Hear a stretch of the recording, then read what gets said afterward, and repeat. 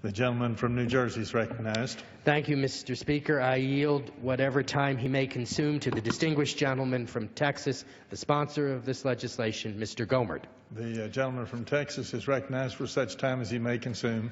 Thank you, Mr. Speaker. I'm very grateful to Mr. Lance for his great leadership on this issue and appreciate the comments of my friend across the aisle, Mr. Doyle. This did pass by voice vote. One can't help but wonder, how many times has this played out that we don't know about? How many times has there been a child that tried to dial 911? How many times has a panicked adult dialed 911 not knowing? And I was in a hotel the other day, you had to dial 7 to get out. How many times has somebody been killed trying to dial 911? We don't know. There's no way to know.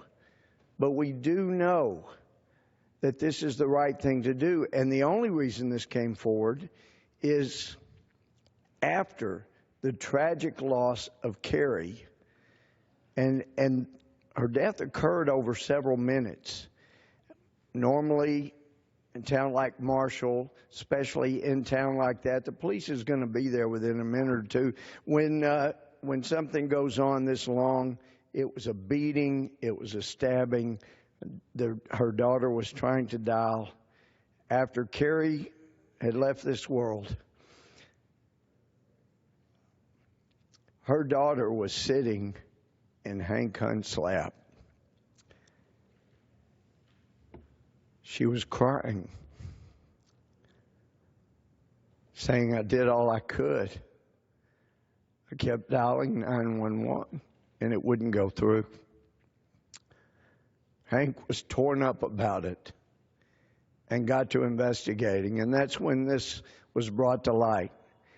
And when Hank brought it to my attention, we got to investigating. And we do have limits here in Congress. We're not supposed to go meddling according to the 10th Amendment in state and local affairs.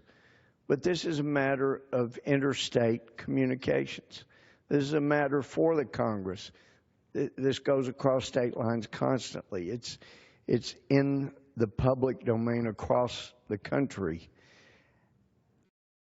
If we don't do it when it involves interstate commerce, then nobody else has the authority to go across state lines. And I want to also thank the FCC Commissioner Pai, who I understand will soon be the chairman, for all his efforts, because he truly participated.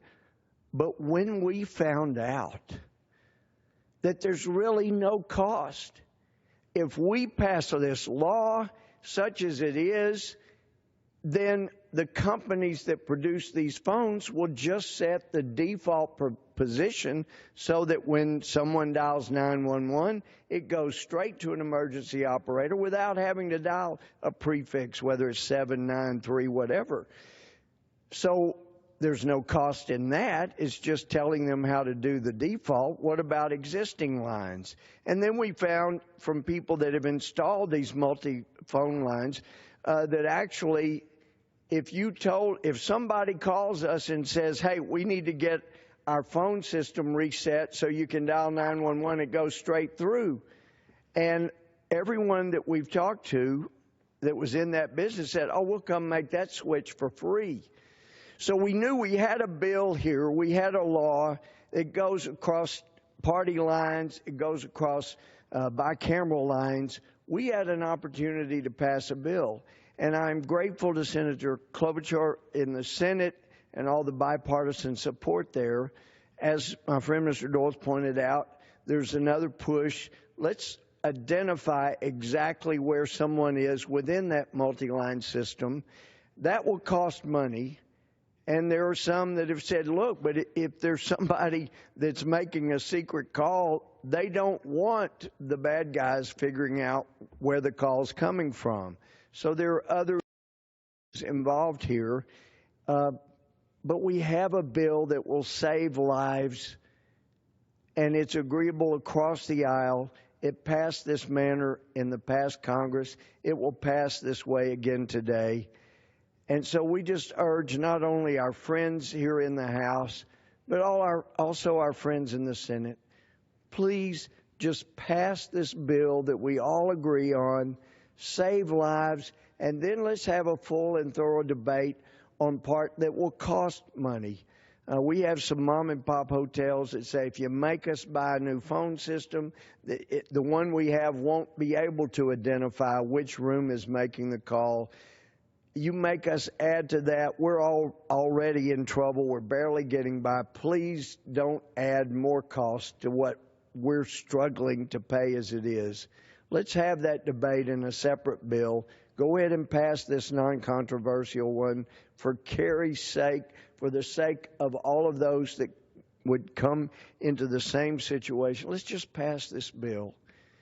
And Kari, as her father and her daughters have said, will then not have died for nothing. Her loss of life will save lives in the future. So again, I thank very much my friend, Mr. Lance. What a great American, the way he pursues matters of conscience. And I appreciate again a friend across the aisle, Mr. Doyle. And I would urge passage of this bill now, today. Thank you. I yield back. The gentleman yields.